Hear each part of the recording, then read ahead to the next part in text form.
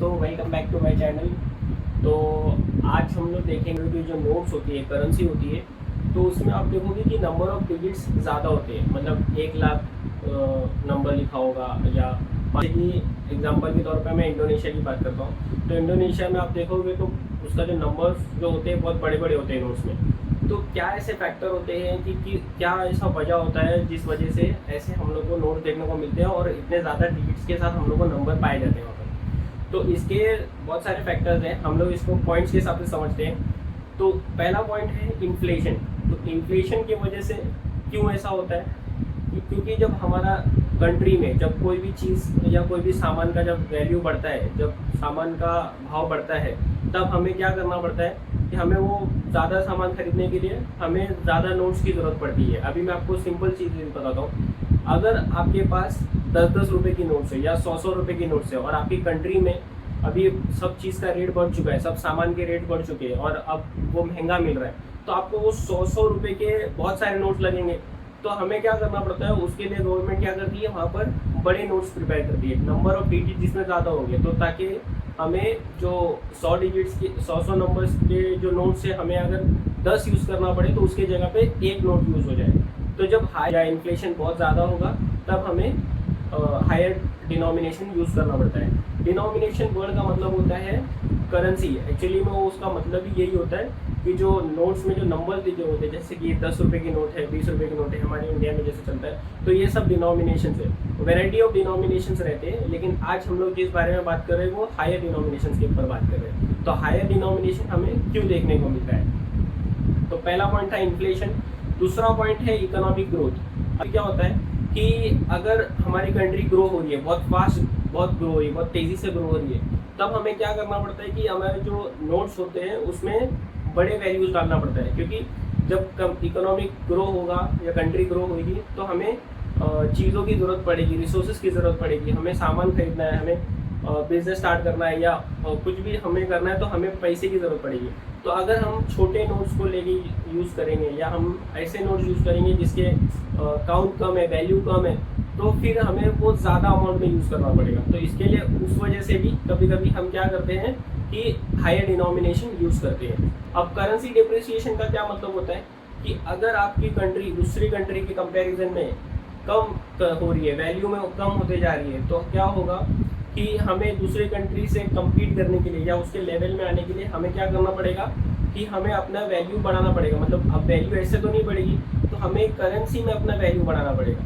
अभी मैं इसका एग्जांपल आपको बताता हूँ कि अगर आपको कुछ चीज़ बाहर से इंपोर्ट कराना है, अब वो इंपोर्ट कराने के लिए आपको जो सामान इंपोर्ट कराना है वो लाखों में है, और आपके यहाँ पर अभी कंट्री जो है वो वैल्यू कम हो चुकी है, उसकी वैल्यूज़ कम है। मतलब यहाँ पर जो लोग हैं उन लोग के पास जो सामान उन लोग खरीदते हैं, जो सामान उन लोग यूज़ करते हैं, वो हज़ारों में होता है। तो उसके लिए उनको तो 1000 वाले ही नोट्स लगेंगे, लेकिन आपको बाहर से इंपोर्ट कराने का है। तो जो बाहर से आप इंपोर्ट कराओगे तो आपको वो अमाउंट के लिए जो करेंसी लगेगी अपनी कंट्री की, वो 1000-1000 की नोट्स रहेगी। तो आपको बहुत सारे 1000-1000 की नोट देना पड़ेगा।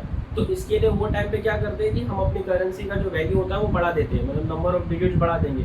लाख रुपए की नोट्स रहेगी, 2 लाख रुपए की नोट्स रहेगी, ताकि हम वो ट्रांजैक्शन इजीली और इफिशिएंटली कर सकें। कुछ हिस्टोरिकल रीजंस भी हो सकते हैं, जैसे कि अगर पुराने पास्ट में हमारी कंट्री के पर कुछ प्रॉब्लम आया होगा, या कोई बहुत बड़ा डिजास्टर आया होगा, या कुछ वॉर वगैरह हुआ रहेगा, तो ऐसी कंडीशन में क्या होता है कि जो हमारे जो कंट्री का जो वैल्यू होता है, जो वर्थ होता है, वो कम हो जाता है। तो वो टाइम पे गवर्नमेंट डिसाइड करती है कि हमें अपना जो कंट्री है उसकी करेंसी की वैल्यू बढ़ाना पड़ेगा, ताकि हम दूसरे कंट्री के लेवल में आ सकें। तो उस वजह से भी हम हायर डिनोमिनेशन यूज़ करते हैं। तो वो था करेंसी मैनेजमेंट पॉलिसीज़। तो कहीं कहीं पे ऐसा होता है कि कुछ गवर्नमेंट है ना, वहाँ की जो गवर्नमेंट होती है, वहाँ का जो रूल्स एंड रेगुलेशन होता है, वो लोग डिसाइड करते हैं कि करेंसी कैसे रखी जाएगी और कैसे उसको मैनेज किया जाएगा, और उन लोग उनके कंट्री की कंडीशन के हिसाब से वो डिसाइड करते हैं। तो उस हिसाब से कभी कभी हाई डिनोमिनेशन रखा जाता है। तो ये फैक्टर तो totally depends on the country, वो लोग जैसा चाहते हैं, उन लोग के ऊपर जैसा होता है। वो अपने कंट्री को मैनेज करने के लिए ट्रांजेक्शन इफिशिएंटली होना चाहिए और लोगों को तकलीफ नहीं होना चाहिए, कॉमन रखने के लिए, स्टेबिलिटी रखने के लिए हम लोग वो हिसाब से डिसाइड करते हैं। तो ये एक फैक्टर हो सकता है डिनोमिनेशन के लिए, हायर डिनोमिनेशन। ट्रांजैक्शन इफिशिएंसी, तो ये ट्रांजैक्शन इफिशिएंसी रिलेटेड है जो पॉइंट्स हमने पहले डिस्कस किया था। तो कभी अगर हमको कुछ चीज़ खरीदना है या सामान खरीदना है तो हमें उसको ट्रांजैक्शन करना पड़ेगा। उसके लिए आप ट्रांजैक्शन के लिए जो बिल्स होगी हमारे पास, वो बिल्स का पेमेंट करने के लिए अगर हमारे पास स्मॉलर डिनोमिनेशन है और उसका रेट ज़्यादा है तो हमें वो स्मॉलर डिनोमिनेशन ज़्यादा लगेंगे। मतलब वही एग्जांपल फिर से मैं आपको बताऊंगा, जैसे कि 100 रुपए की अगर नोट्स है और आपको लाख रुपए का सामान खरीदने का है तो 100 रुपए के बहुत सारे नोट्स लगेंगे। तो इस वजह से हम लोग क्या करते हैं कि हजार के या 10,000 के नोट बनाते हैं, ताकि क्या हो सके कि वो लाख रुपए जो है उसको कंप्लीट करने के लिए नंबर ऑफ नोट्स कम लगे। करेंसी रीडिनोमिनेशन, तो इसका मतलब ये होता है कि कभी कभी हम क्या करते हैं कि नंबर ऑफ जीरोज नहीं बढ़ाते, हम क्या करते हैं वैल्यू जो होती है ना, जो नोट्स की वैल्यू होती है वो हम बढ़ा देते हैं। जैसे कि मैं एक अजम्पशन बताता हूँ आपको, जैसे कि 1 लाख है, वो 1 लाख रुपीज़ है, तो उसके जगह पे एक नोट आ जाएगी तो और उसको हम लोग 1 लाख का वैल्यू देंगे।